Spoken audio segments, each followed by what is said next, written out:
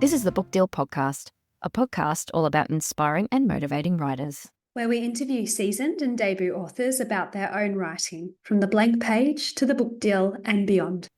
We hope these stories will help you to stay positive, focused, and carve your own path forward. I'm Madeline Cleary. And I'm Tina Strachan. And this is the Book Deal Podcast. The Book Deal Podcast acknowledges the traditional owners of the land and waters which it's recorded on, and pays respect to their elders past, present, and emerging. Today I'm chatting to the delightful Kirsten Ealand as our last guest in our 2024 Debut Year in Review series. Kirsten is a picture book author of her debut book, Like a Gannet, and she kindly shares her experience of her debut authoring year, which is filled with many wise pieces of advice like be patient and just quit. Yes, quitting can help when the writing just won't work. So stay tuned for this enlightening and inspiring interview. Kirsten Ealand, welcome to the Book Deal Podcast. Hi, Tina. Kirsten, you are a picture book author with your first debut picture book released last year, Like a Gannet, with Windy Hollow. Congratulations. Thank you. Now, I'm going to put you on the spot, can you give me your one-liner? Sure. Explore the excitement and apprehension of that first time on the diving board in this celebration of summer days at the pool, cousins, and one little fledgling who wants to be a gannet. It's such a beautiful book. I have a 6-year-old who loves it. He really enjoys reading it. It's so cute. And if you do know anything about gannets, or if you don't know anything about gannets, you will afterwards. It's very relatable. Yay, I've had great feedback off kids, which has been the most exciting thing to get. I didn't realise how exciting that would be to hear good feedback from kids who enjoy it. So there you go. Yeah, well, they're your market, isn't it? I think it's the way you've written the words and spaced it out. And I don't write picture books, obviously, but I know a lot of work goes into it and a lot of technical sort of learnings of how to place the words. It's really, it can be really quite tricky, can't it?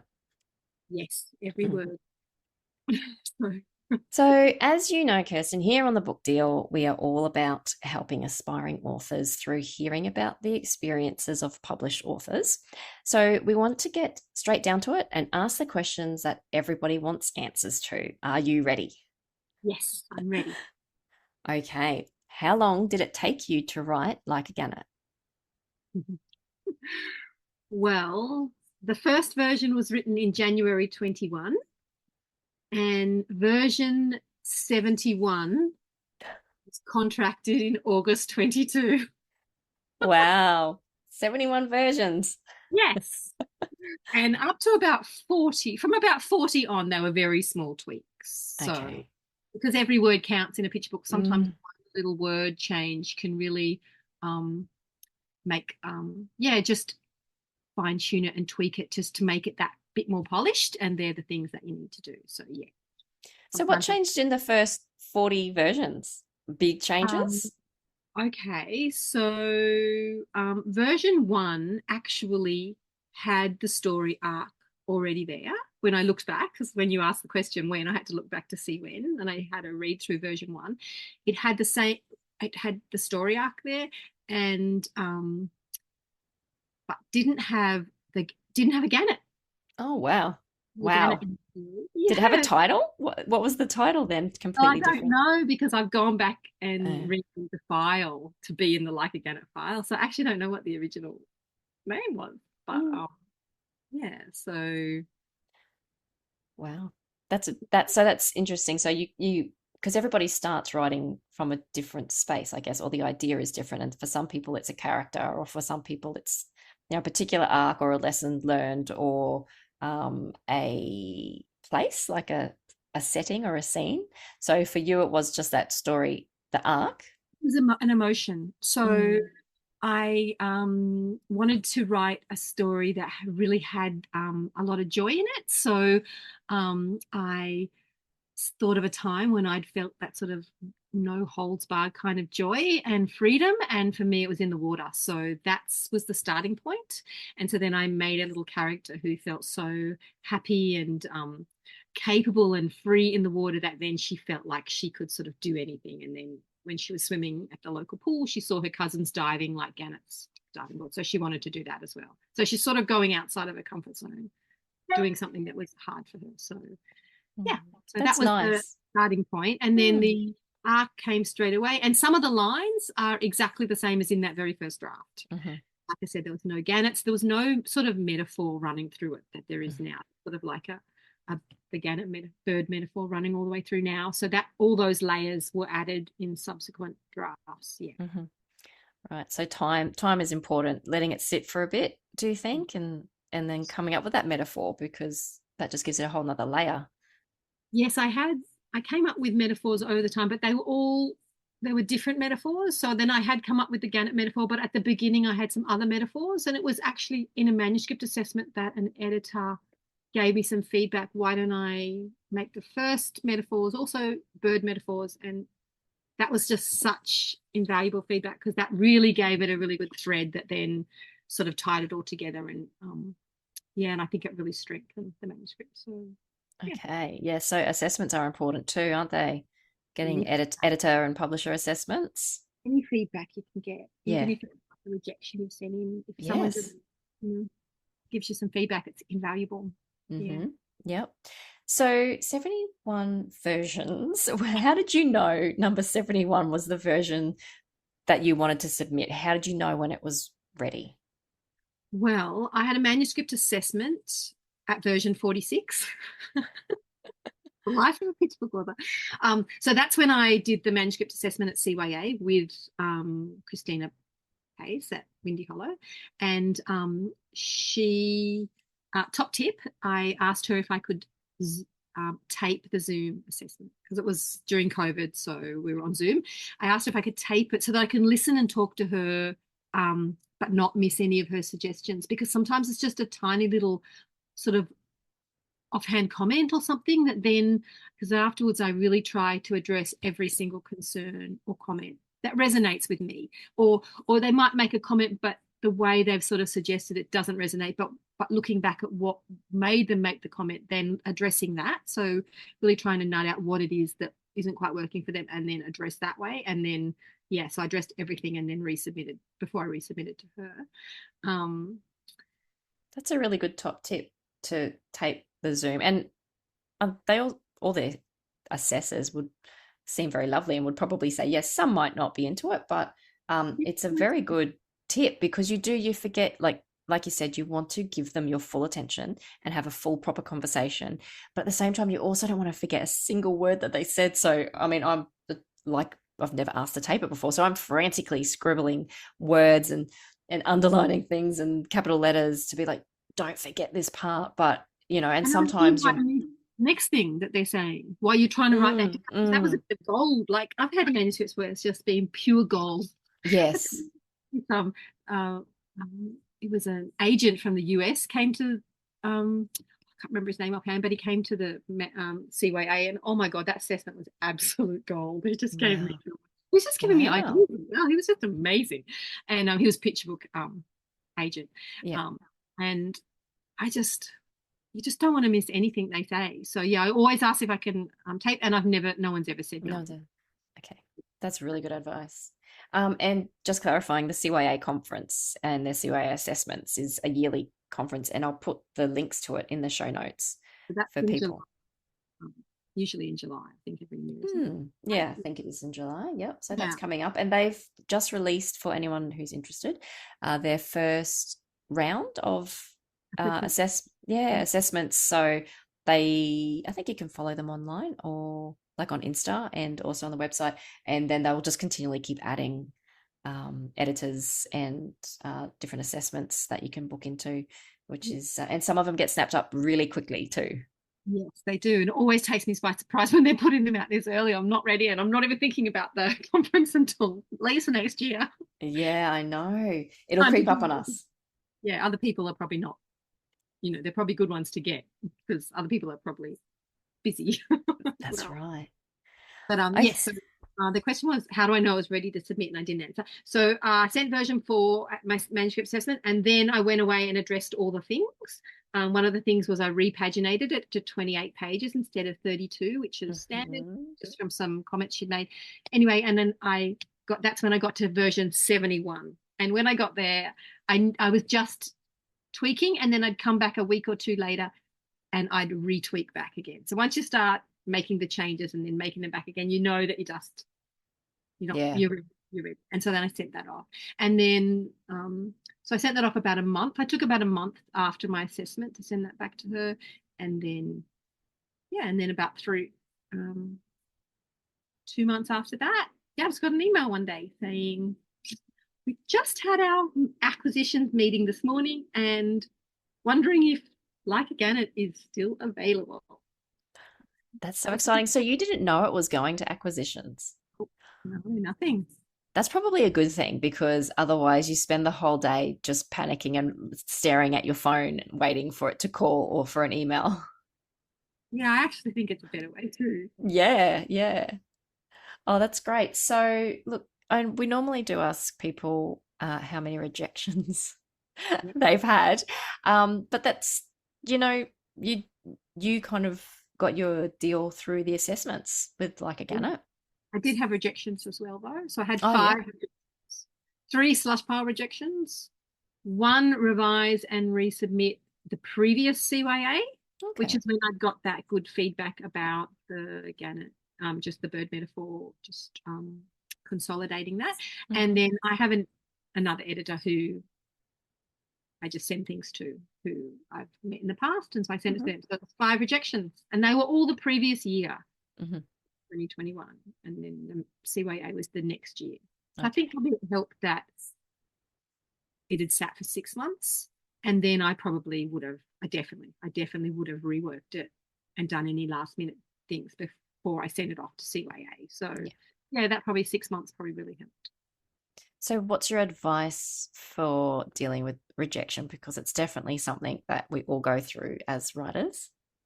I know it's such a big part of the experience. Well, I suppose I try to have the goal of writing the strongest manuscript I can rather than the goal of being published. So I get really excited when I start a new manuscript, and I love writing it.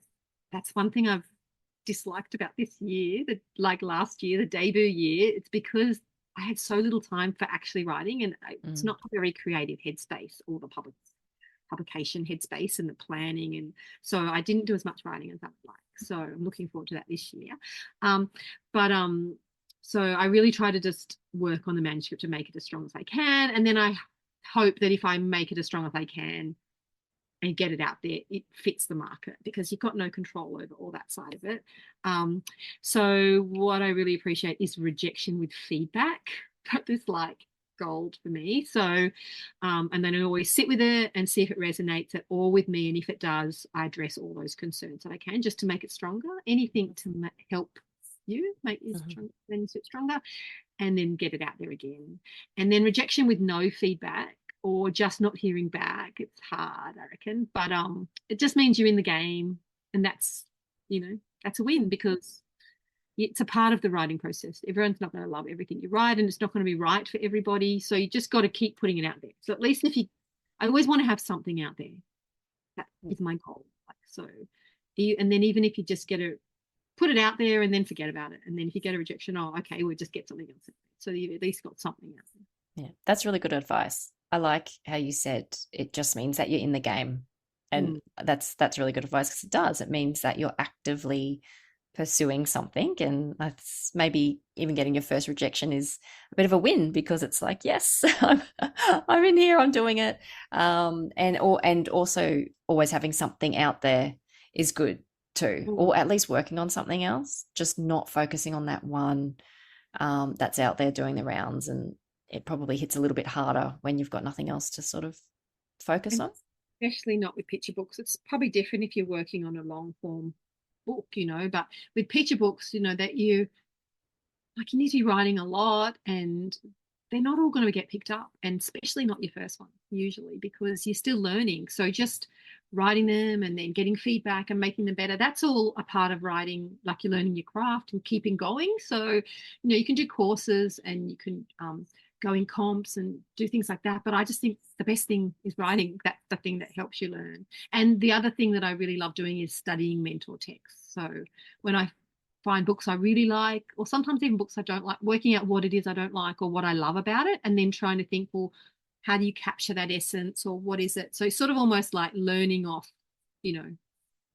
other great writers. Sort of, I really like doing that as well. Study.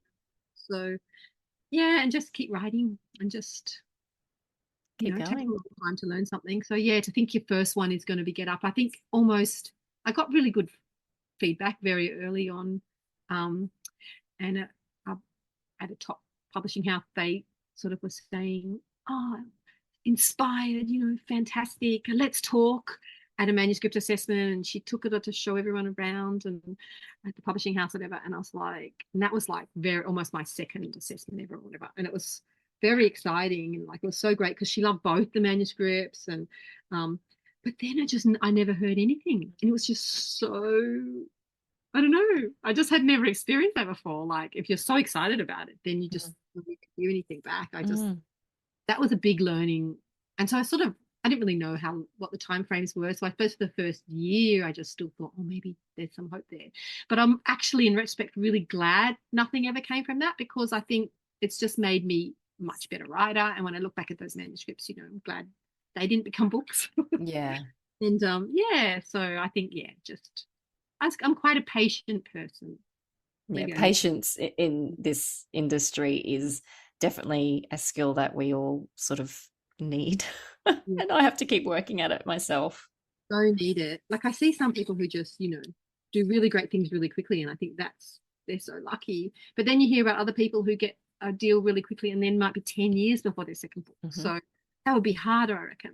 Then. Yeah, that's a really important point. Published authors get rejected too. A lot. Like you ask any of them, and they're, sometimes they're very lucky to just keep pitching ideas and getting each one of them sold. If anything, they still even need to just work with their publisher to finesse ideas, I guess, because their initial ideas aren't, getting picked up. So that's important too. It never goes away, does it? So just learning from rejection is really important. Yeah, that's right. And also, if your goal is to, like my goal is to just try and write as best I can and just get better and better. So actually it's not about getting as many publishing contracts as I can. Some people have different goals. Some people want publishing contracts. And I think, I have another job, so I don't have to be trying to hustle and make money. There is no money, but make money, or try to get lots of things happening. So the reason why I want to keep my other job is that's why I got the other job once I decided I do want to be a writer in a library, so that I don't have to have that pressure, and I can just take my time and do it. It suits my personality better than a real hustler. But I mean, it works for some people and good on them, but yeah, it's not my. Yeah, that's a really good point. What has been something that has surprised you about your journey, either before or after publication? Well, the publication bit, what surprised me is how much there is to learn and how much work you have to do. So I knew it would be learning curve, but it was just like next level, because the whole writing journey is a learning curve, because you start and you're learning as you go. So it's just learning all the time, which I love that. But just this year's been pretty intense. So many first things and putting yourself outside of your comfort zone. And hustling and self-promo and all those things. So I was with a small publisher who didn't have a publicity department or anything. So I had to do it sort of on myself. I didn't really know. And I was just running blind, as well. I did have some wonderful key people helping me, Claire Thompson with a bit of marketing and things like that. But I was very much out of my comfort zone. So, but they say that growth and magic only happens when you're out of your comfort zone. So it's been a really great year for that.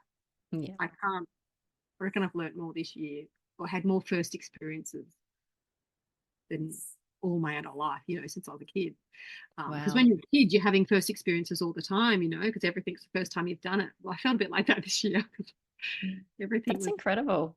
That's amazing. Okay, just do this, and you just do it. I just did them. everything. I just said yes to everything. So, Yeah, we get it so used to just life, just going on each day, take each day as it comes, and then getting thrust into the spotlight with a book and a book deal and a launch is pretty different. yes, and I'm, have a bit of anxiety and things, so I do quite like to sit in my comfort zone a lot of the time. Hmm. So, yeah, so for me. So tell me, I can see in the background there like a Gannet on the shelf, which looks amazing. What was it like for you to see it on the shelf for the first time in a bookstore? Ooh, all the feels.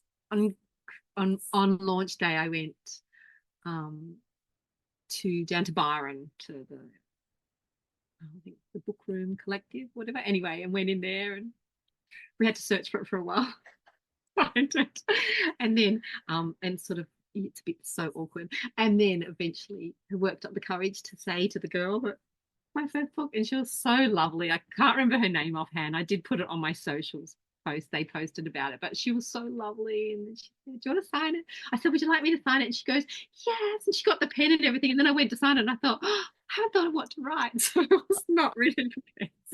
But yeah, it was very fun. It's I don't know. I sort of thought, and seeing it for the first time when you're unboxing it as well, like that. Um, just actually seeing it for the first time, like. I love watching other people's unboxing.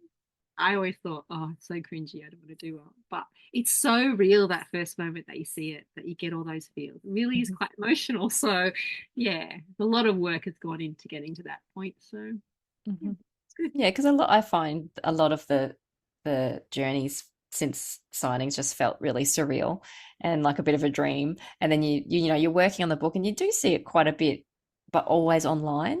So it Yeah. still kind of feels like a bit of a dream. So it's not until you hold that hard copy in your hands that you're like, no, Mm, this is happening. This is a real thing. I can that's touch it. right. And it Yeah. takes a while to sink in, I think. And I think probably having more books will help with imposter syndrome. Yeah. So when you have more books, Can't hurt. you're lucky because you have a series of them. But yeah, I think that helps because then I don't know, then that one book is less quite precious. Not that it's less precious, but I don't know, then you sort of build up a collection or a work. I think I'm looking forward to that. Yes, and I'm sure you will. Okay, so now, do you read your Goodreads reviews? I think they've all been written by friends and writing friends. They're easy to read. Oh, so they're all positive. I think they are, yeah. I'm a 5-star book. Now, I was asking one of our other debuts the other day how long it took them for somebody to point out that there was a typo in their book. But given it's a picture book and every single word is studied so intently, that question probably doesn't really relate. Well, no, in this book, no. But with my that's one of the pieces of advice I'd say though. Really take that when they send you the final copy to go through before it goes to print, really, really spend time on that. You're so far along the process and you know the manuscript so well that you can sort of read that a little bit more quickly and you can miss things. So I think it's really important because even just commas and things in a picture book can change the meaning or something. So and yeah, and not this book, but my second book, there was one word was meant to be like italicized, and I missed it, and I didn't pick it up until afterwards, and it was too late. So it didn't matter. It was fine, but Yeah. I just thought it really is important to spend the time because nobody knows the manuscript as well as you do. Yeah. You are the champion of that manuscript, and as much as the editors are wonderful and they help you or whatever, you know it, you know how it's meant to read in that bit and exactly what that's meant to be. So yeah, that's really crucial because like I said, I missed something and it was the next day that I said, oh, that should have been italicized. And when I went back to the manuscript that got accepted, it was italicized. So it was just a miss somewhere along the line. Mm-hmm. And so, yeah, and then it was too late, just one day later. So, Oh. yeah, so really pay attention and, yeah, and, yeah, so it's Mhm. really important, that final one. And sometimes you want to print it out. I print it out and I read it over and over and do the page turns and all of that just to make sure, because that's the final chance. So, yeah. Mhm. Yeah, it is hard at that point, isn't it? Especially when you've read it so many times, to read it with a fresh set of eyes, looking for something different. You're almost just Hmm. skimming over words. It can be pretty hard. Yeah, that's right. And also I found that as a debut author, when if changes were made or things like that, I had to work up to feeling confident enough to say something. So I desperately didn't want to be like an author who was too precious, or um, wanted to have too much control or anything like that. So I had to weigh that with also being the one who really knows the manuscript. And so I did have to go to bat a couple of times on what are quite small things, but they can have a big impact. And I think every time I did that, and it was so much out of my comfort zone to say it, and it came with, we got better outcomes. So I would definitely say, if you're unsure about something, ask. If you, if you something doesn't sit right, say that, because you'll have a reason why. As long as you know why, and you're not just saying, "Oh, I don't like that," but you can say, when you do that, see how it changes the pacing, or something in the illustrations might happen, and you go, "Oh, I don't think we want to show that in the illustrations yet. That's meant to happen 2 pages later. We could do it this way, and it would work, but it does change the pacing in this way." So explaining how, because that's your job. You're the author. You've written it that way for the pacing, or for the page turn, for the surprise, or whatever it is, or the emphasis, or whatever the thing is. So you know that. And sometimes the editor or the publisher's busy or whatever, and just might not have picked up the reason why. So if you can say why you did it like that, and that, then often I just found that people would come on board, or they would go, "Yeah, I see that. Yes, let's do it that way," or we could come to some other agreement. And that was really a learning thing as well, finding my voice in the publication process, that I really enjoyed as well. I had to be brave. Yeah, well, that's very important. And like you said, no one knows it like you do. And Mm. all you can do is ask, right? Or all you can do is bring it up. And, there's could be conversation around it, and it could stay the same, or it could just be that they hadn't, thought of it that way. And it just, like you said, makes it so much better. So it is always, and even for yourself, you're just going to feel better that you just brought it up, and you don't want to always, Yeah. be stewing on it. Yeah. Also, they can tell you their reasoning. So you might say, "But when we change that, this happens," and they'll say yes, and that happens, and so therefore that happens, and you can go, "Oh yeah, I like that," or "I like that, but what about if we just change that one word back to that?" Or so then you can get a collaborative process happening, but you feel a part of those changes. And sometimes they'll say, "Oh yeah, I didn't think of it like that," and yes. So I think as long as you've got a reasoning behind it, and the reasoning is always that it works best for the manuscript, for me. That it's never about what I want or what I like. It's always about what the manuscript needs in that point, or what makes it stronger. So yeah, I think as long as you're always coming back to that, any suggestion or idea or feedback is, I think, appreciated in the process. Mm-hmm. And as a debut author, it's just learning that you're appreciated, like you're a valuable part of that process. So that was that was a good learning as well. Yeah, that is good learning. So you mentioned before, though, about your second book that you have coming out, Kirsten. So you had Like a Gannet this year, 2024, and working towards that and the publication of that book. But you've also been working on another book for release very soon. So that's called The Big Backyard Plan, and it's a picture book, and it releases on the 25th of February, but it's with a firm press, and they call that a March release. So we're talking March. And do you want the one-liner? Do you have can we hear the one-liner? Yes, please. So it's a fun, joyful picture book about living next door to your best friend. and coming up with a brilliant plan to make it even more amazing, if only you can convince your grown-ups. That sounds So, like a lot of fun. yes, I wanted to empower kids by acknowledging that they have excellent ideas and can be change makers. Because it has some environmental themes, and I think we're going to really need kids to come up with some great ideas and make them happen to address some of the big challenges that we have.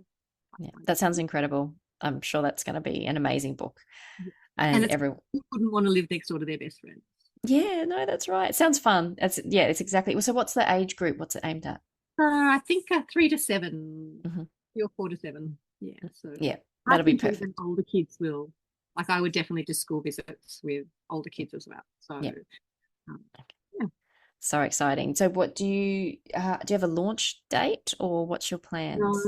but we don't know yet. Maybe a Melbourne launch with Laura. That's what we're planning at the moment, but I don't know if that'll happen. If we can make it happen, that'll be lovely. So, Yeah. Laura Stitzel is the illustrator, and her Oh, work is amazing. Yeah, I've loved this whole year while I've been doing last year while I was doing my debut, I was also doing all the editing process for this book. And so it was lovely having the 2 books at the different stages um, and the 2 different publishing houses, because it was different learning and different ways of working with both. So, and just watching last year as Laura's illustrations came in and brought the book to life was amazing. Yes, so that's very exciting. Yeah. so you were saying before one of your own top tips was to always be working on something else. So is there a third book? Is there something that you want to share? No, nothing else contracted. So I have another one that I have a couple that are waiting that I think uh, they're waiting to see how this one goes at a firm before they take it to acquisition. So Yeah. Yeah. because And that's they normal, isn't it? A normal process. yes, well, they thought it might be a good follow-up. So we'll see how that goes. But yeah, and I've submitted other ones that I'm waiting on as well. So yeah, I've got things out there. But like I said, I haven't done enough writing. I'm in a wonderful critique group. And I've been so absent this year because every time it would come around, I'd go, I don't have anything again. Like, oh my God. So yeah, I'm really looking forward to getting back into getting some first drafts written. I've done editing. I could edit in this process while I was in that headspace this year. And I've written, I think, 1 or 2 things, but hardly anything. So, yeah, I'm really looking forward to getting back into it. I've got a list and list of ideas that I've had to just write the idea down and put it aside. So, yeah. Yeah. New words. New words are so funny. You don't realize how much you miss them when you haven't been writing new words for a while. You're spending so much time editing. Do you find? I really just recently got stuck into some new words and I forgot what that was like. Yeah, it is fun. I must admit the first draft's not my favorite. I love editing. I love wordplay and the sound of the word and making it beautiful. That's what I love about a picture book. That you quickly get that first draft down and then you spend the time crafting it and making it more beautiful and bringing out the story and all of that. So that's why I love, and it scares me about middle grade and things when you've got so much writing that you're not that happy with because you're just getting that first draft out. That's like, I hate that bit. Yeah. Yeah. Like throwing out 30,000 words because you've gone on the wrong track is not fun. Yeah, but it is fun and it is a nice headspace to do it. And I just have to remember, no one's going to read this. Just write it. Just enjoy writing it, and then get the first draft down, and then play. But for me, most of the magic comes in the editing, and I really enjoy it. So that's lucky. Well, that's so exciting, and I can't wait to read your new book. Now, finally, what is your top tip for aspiring and emerging writers? Don't be in a hurry. I think so. As much as we all want to be published, I think it's good just to remember that all the timelines we put on ourselves are self-imposed, and so if we just enjoy the writing side of it, because that's actually what being a writer is, writing, and getting published isn't a job. It's just something that happens if you're doing your job, which is writing. So, and editing and all the things you do with your critique, getting critiqued and putting yourself out there. But yeah, it's actually, that's where the joy is, in the writing and the writing process. So just try and enjoy that and nurture your creativity and don't get depleted. And then work on your craft and keep improving and putting yourself out there. And while you're doing all those things, then the publishing will come. So, but don't make that the goal. Like, don't hang your hat on that, because that's something you have no control over. And quitting's the other thing that I recommend whenever it just feels too hard, or just if you're just not enjoying it, think, well, actually, what am I doing this for? I don't have to do this. Oh my God, I don't even have to do this. And then you just quit, and then you just go, yeah, I'm quitting. I don't have to do this. And then, like, seriously, one day later you go, oh, that's a great idea. And all of a sudden you're inspired and you're excited again about it. So it's just sometimes you're pushing a bit hard and it gets too horrible, or just it's not enjoyable. Yeah, quit. And then it won't last long, I promise. And then you start again and it's way fun again. That's really good advice. I don't think anyone's given the top tip yet to just quit when. But no, I see what you mean. If it gets too hard, then maybe you're just trying to, what's the term? Squeeze blood from a stone? Is that what the term? Like, it's just maybe you're depleted. There. Yeah. Push and push and push, and we're also driven and dedicated. And it's a sign. So you just get depleted and you just like, and then you think, oh my God, I might even have to do this. I'm just doing it because I want to do it. And you're like, that's right, I want to do it. So if I don't want to do it, just quit. And then very soon I'll want to do it again. So yeah, you got to leave your brain space open for the new ideas to come in, I suppose. Yeah, that's right. And just stop sometimes forcing. So quit. Have a couple of days off where you're thinking, I don't have to be a writer if I don't want to. And then, you just get all filled up, and then all these creative ideas come.